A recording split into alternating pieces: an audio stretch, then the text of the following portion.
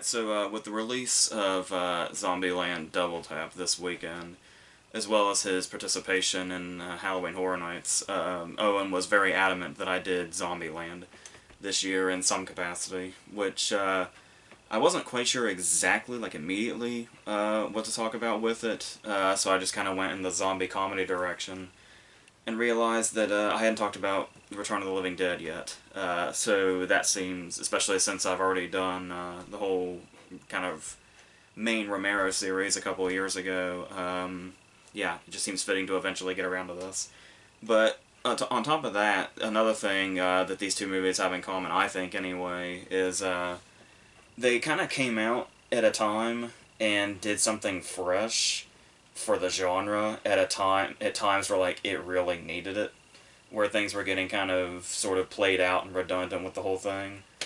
So like when Zombieland came out in 2009, obviously there was that sort of resurgence we talked about before, where like 28 Days Later and Zack Snyder's Dawn of the Dead came out kind of in the same area, and just kind of really brought the zombie genre back in this really big way. And by the time we got to 2009, there didn't seem like there was a whole lot left to do with. Obviously, 28 Days Later did something totally new and took the rage virus route and all that, and made something amazing. But it is a genre that is so sort of simple and has such a certain set of rules that it can get played out kind of fast if there are too many at once. And as we know, there are at least a billion of these for every decade. And that would also include the 80s, where it was also, obviously, with all the different stuff in the 80s, it was going to kind of have that problem, but also, it happened to come, this was, like, I think it was in the same year, it was, like, just before the release of Day of the Dead, I think, and sort of, like, did this whole sort of rejuvenating thing, and did the genre in this way that we had never really seen before, and I don't think we ever thought we would have seen. I wouldn't know, because I wouldn't have been alive for another 5 years, but still, you can imagine the perspective of people at the time. So, with that out there, I think we can go into Zombieland first, even though it's the newer one still, with the whole sequel coming out. Why not? It's also worth noting that, talking about how they sort of rejuvenated and set things off again, even though the zombie genre is kind of a constant thing, it's still, there are these very visible bursts it tends to have on the timeline. And I believe most people will recognize that Zombieland came out, and then it was about almost exactly a year later, I think, that The Walking Dead started. So it was, not to say that Zombieland caused that, but you can kind of see a starting point again for another resurgence as it went on. Yeah, and the way it went about this, pretty much right up front, like even, I still remember the trailers alone kind of really stood out, to where you could tell it wasn't necessarily just kind of another zombie movie. That was going to have this certain style that Ruben Fleischer was going to bring to it, and the way that it was told, and the way it's told from the perspective of Jesse Eisenberg, who is kind of the perfect character to follow through one of these movies, because he has so many of those neurotic tendencies and those anxieties, and because he's a narrator, we can really get to like understand where he's coming from when he's just sort of, I guess, has certain weird reactions to things. And in the fact that, if you're familiar with Jesse Eisenberg, the actor, you'll know that most of these anxieties, like, are coming from a very real place. How he and Columbus are not that different people, and this is probably very close to how Jesse Eisenberg himself would look in a zombie apocalypse, which is really great. So, throughout this opening, we have him laying out the rules, which helpfully come out on the screen, and it's almost like comic booky about itself, in that sort of cartoonish way, which I think really fits this genre really well.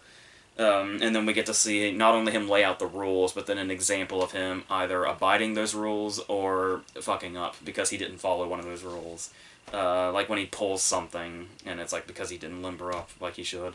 And the stuff like that kind of really sets the world up through one character. And there's obviously going to be 4 main characters in this movie that are together, but I like how much it's able to set up just through Columbus by himself before it really takes off. And we get to, learn some of the things about him that'll eventually come back, like the weird hair over the ear thing he's obsessed with, his fixation on Amber Heard that kind of follows him throughout this whole thing, even though it's short-lived. And even the way, like, we're not surprised when I was talking about how he reacts, the way he reacts to certain things. So it's like, after we see the interaction with Amber Heard, that's pretty much setting up all his interactions with Emma Stone later. So we get those moments that are really funny, where it's when they first meet them, and they're pretty much the con artists of this zombie apocalypse. But it's like, even though that's a well-known fact by this point, he's still like, oh, hello, when he sees them. And it's like, by this point in the movie, it's like, yes, that's definitely something that character would do, or the way he would react. And like, oh, hey, there's your sister with my gun. That's great.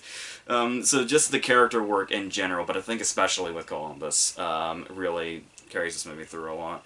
And sometimes you don't need a shitload of character development for a while, anyway.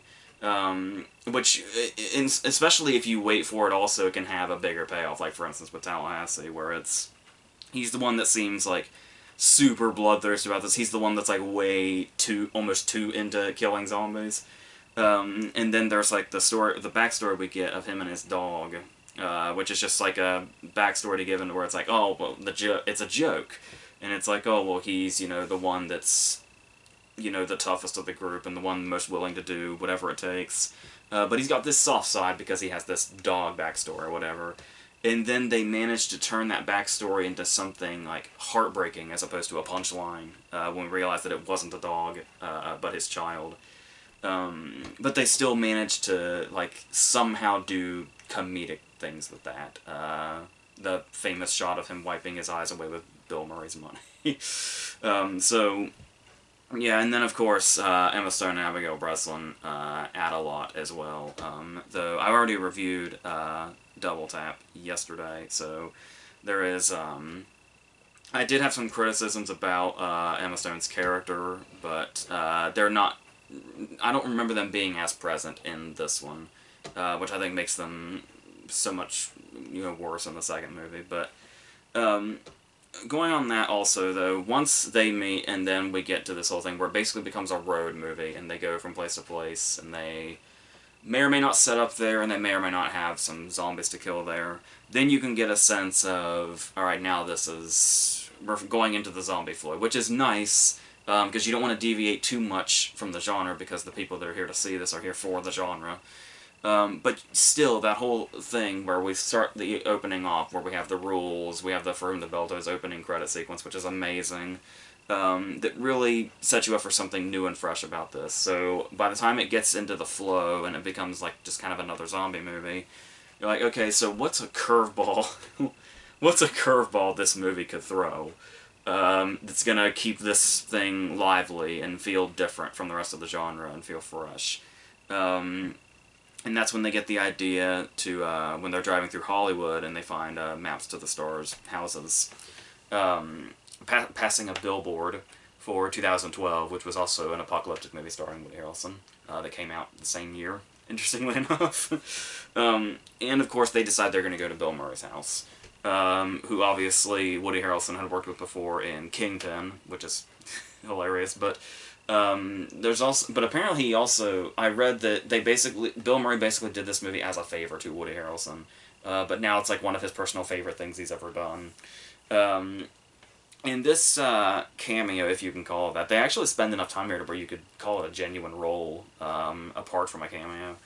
And the different jokes that they have here, it could have been a very one-joke idea.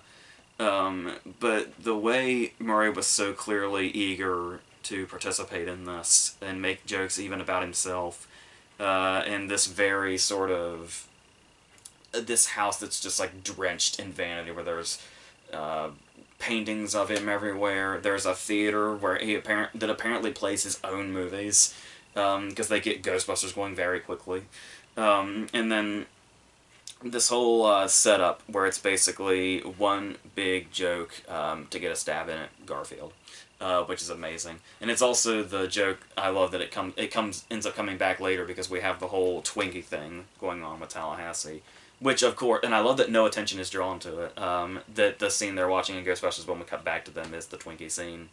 Where it's like, that's just this continuous thing throughout the movie. And it's putting the two things that Tallahassee loves most, that are still here in this world, in one place. Bill Murray and Twinkies. And this scene feels like the setup to another payoff, which is the two loves of Tallahassee's life remaining in this world, and Columbus accidentally takes both of them out. Due to his nervous trigger finger. And jokes like that, where it's like, it feels like a big, humongous joke in the moment. Like, the whole scene was culminating to this. And the fact that there are still payoffs to it when we're in, like, the last scene of the movie, is where a lot of the jokes in this movie really work, and the way they have those setups where you think you get one payoff to them, but then you don't even realize that there's still maybe one or two more coming to the same joke. And the way those can keep building on themselves throughout it is what makes the comedy of the movie work so well. One of the many things that make the comedy work so well. And then you get to the climax, which is very appropriately set at this carnival of sorts. Where it's like, it feels like you could tell, like, the main reason they set it here. It's not for, like, a particular practical purpose. It's because it would look cool to have a zombie movie at a carnival, which is perfect, and fits the title as well.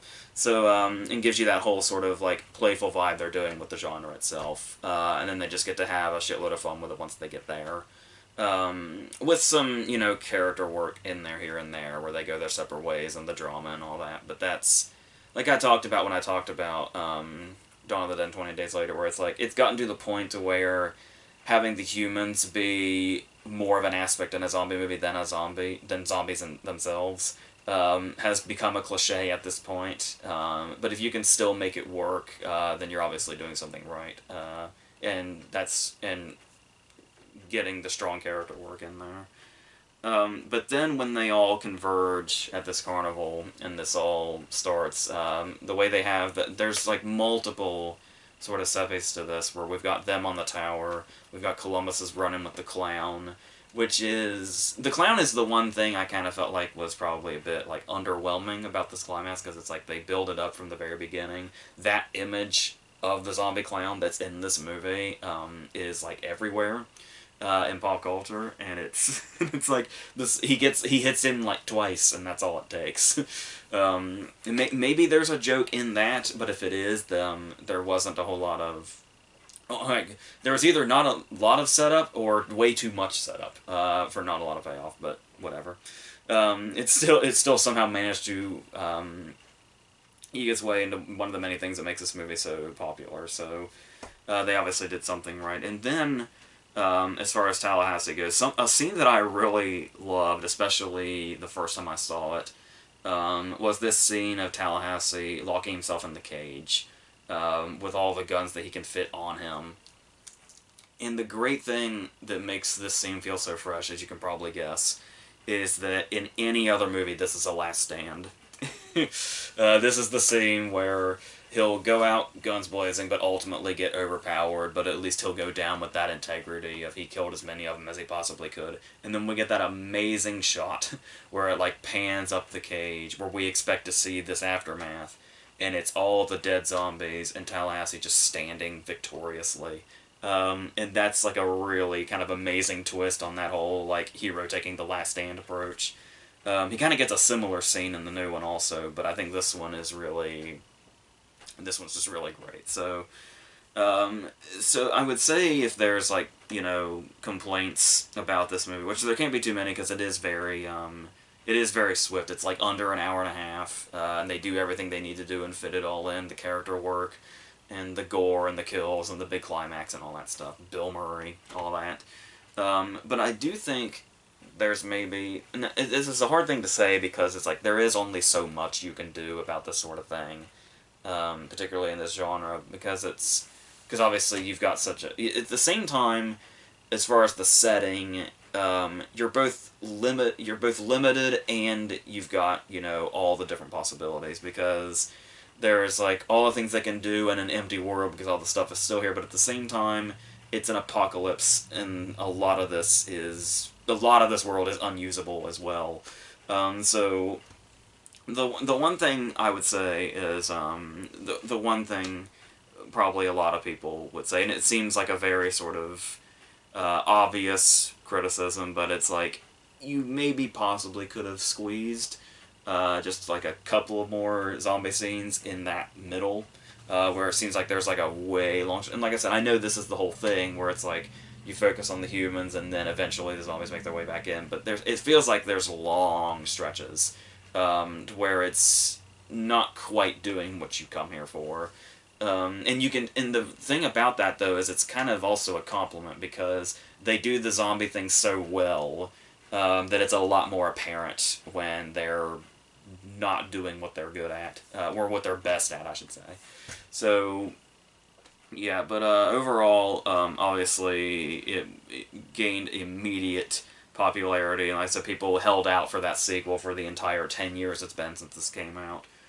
Which is bizarre to say, because I really feel like I feel like I just saw this in theaters a decade ago. But, yeah, so, that combined with the fact that you actually got, like, you know, actors in it. Like I talked about before, where Woody Harrelson and Abigail Breslin already had Oscar nominations at this point. Eisenberg was just about to do The Social Network. Emma Stone's now an Oscar winner. And it's like to see the four of them here, it's like that's, I think, where a lot of the strength comes from, is between the four of them, and then that on top of being able to do, because it would have been worse probably without them for the whole, there's maybe not enough focus on doing more creative things with the zombie aspect, but so yeah. Oh, one thing I forgot to mention is I've always loved Emma Stone's Annie Potts impression, so I've always been grateful for this movie that's there also. So now we'll go on to Return of the Living Dead from 1985. That's brought to us by Dan O'Bannon, who wrote Alien, as you probably know. And yeah, like there was that sort of outbreak of zombie movies in the 80s also. But in just kind of cheesy monster movies in general, but the reason this one like really stands out, and the thing about this also is that it actually shockingly got like critical acclaim when it came out. But there were also a lot of people that kind of took it a bit at face value, and I was one of those people. But I also saw it at like a really young age, so I definitely didn't. The first time or two that I saw this, it's clear I didn't appreciate it enough for a while there. But then once I kind of got older and I was able to appreciate exactly what they're going for, which seems so blatantly obvious when you watch it now, but where it's this, I guess you could say love letter is kind of a cliche to use, but that's basically what it is. Like it's, you can tell it's a movie that was made out of love of both zombie movies, but also made out of love for the fans of zombie movies, to where it was pretty much the intention to give horror fans exactly what they want. Like do the cliches, but amplify them so much that they feel like something new. Is what this movie kind of mastered as it went. And it's to the point to where I guess you could say it plays kind of like parody, but it's kind of hard to call it parody when it does the genre so well. Just the only reason you'd say parody is because it takes the tropes of zombie movies and just like exaggerates them even more. And that's kind of the beautiful thing about it, is it's like, how much more can you do to exaggerate the things that happen in zombie movies? And this movie found that. So, and you can tell right away when it starts. When we have this interaction between Frank and Freddy, before he's showing him around. And he kind of warns him by telling us this whole story about how Night of the Living Dead was based on a true story. And he says it so convincingly, I can imagine people watching this movie and believing that's true. And then, excuse me, and then it goes into him showing Freddy around and showing him all the corpses and the split dogs and all that. And just immediately through their interactions, let alone his explanation of Night of the Living Dead, it's just the interactions between them kind of set up the sort of almost light vibe this movie is taking, despite the really graphic, stomach-turning gore we're in for very, very soon. But just little moments of dialogue between them where it's like, when he's talking about how, Freddy's going to learn something here. And then when Freddy's, like, growling at the split dogs, he's like, don't fool around, you're learning right now. And just little lines like that just stand out and make this something that just immediately, like we were talking about with the rules and all that, where Zombieland's flashiness was kind of showing just how much it was going to be new and fresh. And it's like, the fact that this movie, which goes as over the top as it does, it starts off in more like almost subtle ways in showing how different it is by showing the interactions of these characters. And after everything's gone on, one of my favorite lines in it, which is so good they brought it back for the end credits, was after all the shit starts to go down, and Frank says, "Watch your tongue if you like this job."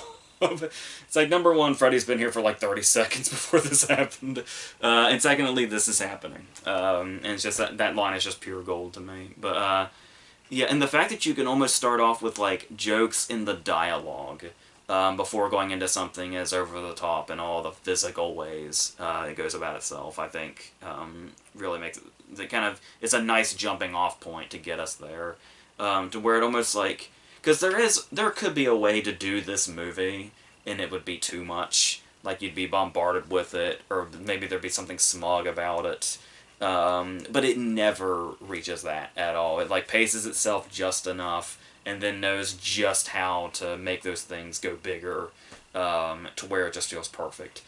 And especially when we get the group, like the punk group with Trash and all them. And it's like this the really interesting thing that shows you exactly what this movie is doing when I talk about that build-up. And like when it makes a sudden 180, it's like so incredibly welcome. Because you kind of know, you have to know the kind of movie you're in for also. But when we first start to follow them, and they're just kind of gonna fuck around until Freddy gets off or whatever.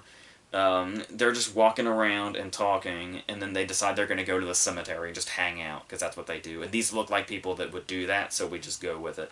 And it feels like we're watching some weird punk Richard Linklater movie when these people are just walking around and talking.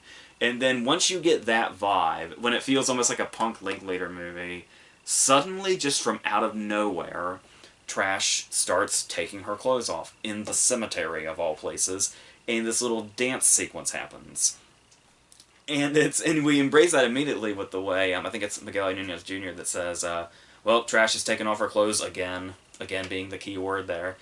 And it just immediately, it's not even necessarily the zombies. I think it's the dance scene that just completely 180s this movie into the over-the-top extravaganza it's about to turn into. And I specifically remember when I was younger with that, like, you talk about the freshness of it. As a kid, maybe this is a kid thing, or maybe this is a general thing in 1985 even, but I remember it being, like, genuinely shocking to me that there is a character in this movie, like a main character in this movie, that is just naked pretty much the entire time. And that's one of those cases of where it's like, Urbano was basically saying, taking those cliches, where it's like you watch horror movies. This was the same year also as Friday the 13th Part 5, and obviously Freddy would go on to play Tommy Jarvis in the sequels to that, for the horror fans, obviously. But there was something about the nudity cliche that just sort of became a thing in horror movies. And then to take it to such an absurdly to such an absurd level as that is almost like a stroke of genius, quite honestly. Even to the point that when it finally gets to them like going indoors, and it's like, oh, well, here's some stuff I can put on, and it's like a vest. And that's it. And it's like, yeah, so it's like it serves its purpose of like, this is what the fans want to see, but the fact that they take it to like a hilarious level makes it like this whole other thing, to where it just takes the gratuity of it and like acknowledges it and just doubles down on it, or triples down on it even. And that's really just this movie like you can describe the nudity in this movie as the movie in a nutshell. And then that's without even talking about once it turns into a big graphic zombie movie with these really sort of almost Fulci like effects in their sort of grossness and over the topness. That first one that appears where we get the really good look of his face is like just cemented in like horror movie history. And just him like begging for brains and all that, and it basically where I felt like Zombieland kind of fell short, where it's kind of like once it became a zombie movie, we were like, okay, so let's kind of see what else you have, and of course it brought Bill Murray. But Return of the Living Dead doesn't really give us time to have that moment of, oh, what are you going to do now? Because once it starts, it's just gone. And it gets more over the top and more gross and more exactly what we came here for. And they even like play with the rules a little bit. We get the moment where one of them is decapitated, and we learn they're like, oh, that's what happened in Romero's movies, so we'll do that. And it doesn't work. They just keep moving, and they're practically unkillable unless you like incinerate them. And stuff like the split dog coming to life, where it's like this is also when the movie finds like a real sweet spot, where it's like seeing the split dog come to life is like equally chilling and hilarious. because it's like so hilariously absurd. That's absurd is the word I just want to keep throwing at this movie, but every time I do, it's a compliment, I promise. And then it even gets to a point where they kind of do something where it kind of goes into territory that wasn't really explored, that's not necessarily in for comedic value. Where it's something that's like genuinely interesting when you think about the zombie genre in itself. And that's when they have like the half woman on the table there, which, talking about O'Bannon writing Alien, kind of reminds me of them talking to Ash after he's been disassembled, I guess you could say. And that she's talking about the pain of it, and and obviously Freddy throughout the movie is talking about like how the rigor mortis setting in and all that is like a pain that you can't possibly imagine. And it's like how she describes the pain of the, like, it's never really been addressed up to this point that they can feel themselves rotting. And that's like really fucking twisted. And it's like that's also the kind of stuff we come here for, where it's like not only is it amplifying the stuff we already know, but that stuff they throw in that's like their own thing, that kind of opens up these other doors to thinking about this genre is really like, it was where you can kind of see like the genuine horror in it outside of just, the comedy and the over-the-topness and all that. So yeah, and it just pretty much does just about everything right. And like I said, it might be a movie that would be easy to dismiss like at face value, especially when you see The Living Dead in the title. And it has the title of like a straight to video knockoff of Night of the Living Dead. But that it's like it uses Romero's movies as a jumping off point, and then is able to basically make its own monster by doing all the stuff that we know, only bigger and sometimes even better. And so it's really just kind of a go-to for like that sort of.